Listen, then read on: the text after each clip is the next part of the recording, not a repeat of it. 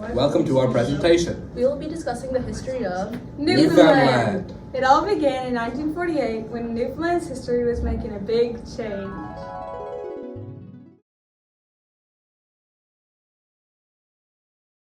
Hello, hi. I'm Alexander, and it's 1948 in Newfoundland. Right beside me in a room, Joey Smallwood and Charles Fox Bennett are deciding whether or not to join Canada. We're currently an independent dominion since we left the British Congress, but let's see what Joey and Charles are talking about, shall we? I really think it's a good idea. It would open up more resources.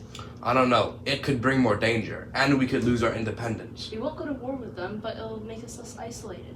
Our taxes will be increased. Do you really want the Confederation to interfere with our trades? We'd have increased trade opportunities, and we could invest from other provinces. Imagine just how great it would be for our economy. And also, if we joined the Confederation, we'd get old age pensions, family allowances, and military defense. At what cost? At the cost of stubbornness. You know what? I need a drink. Oh, hello. We'll touch upon that whole situation later. But right now, come with me to our place of work. I have the same job as most boys here, which is cod fishing. It's all fun and games until winter hits when it's hard to get any fish. Americans brought over fishing in the 18th century. Well, at the end of the 18th century. Anyways, let's head back over to Joey and Charles. I hope they're making a decision. I would love to eat stuff other than fish. I just thought of something. We'd have improved roads and better communication networks for the more isolated communities.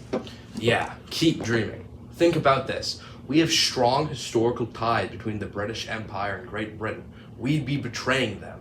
We're not part of them anymore, and we don't belong to them. And maybe we could be part of something great if we joined Canada. Why don't we just return to the commission government? Don't you understand? We've already gone bankrupt before. The fish are dying, people are starving, and the paper mills are barely afloat. And if we join Canada, we'd get more resources, as well as better healthcare and education. Throughout Newfoundland's history, there's been many ups and downs of the population. Since Newfoundland's so reliant on their fishing industry, when it was wintertime or there wasn't as much fish, people starved, as well as Americans bringing over new diseases. Though through it all, the population usually made its way back to a stable number. A fact about me is that when I was born, my mother got very sick and she got smallpox. And since people wanted me to not get smallpox and they didn't know a lot about the disease, I was taken away from her. My father taught me how to fish and I've kind of been doing my own thing since then. But if everything goes right with Joey and Charles, things could all be different. So let's see what they're talking about.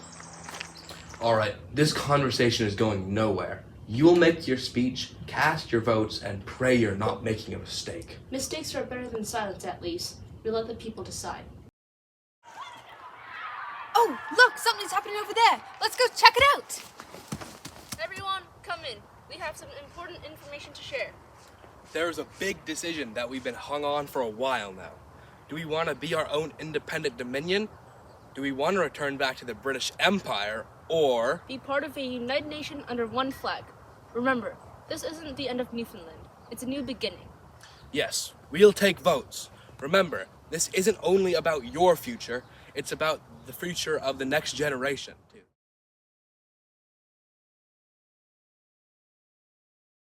In the end, it was announced we would be joining Canada, becoming the 10th province. What we thought would be a small decision ended up changing history.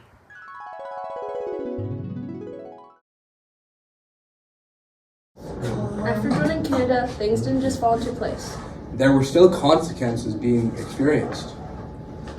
It wasn't easy moving from a commission government to a provincial government because there was a lot less control.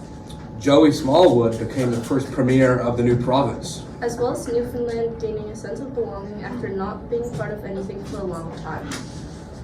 Since travel was open between the rest of Canada and Newfoundland, there was much more resources as well as options for trading and jobs. Mining was introduced and became a very common job. Thank you for listening to our presentation.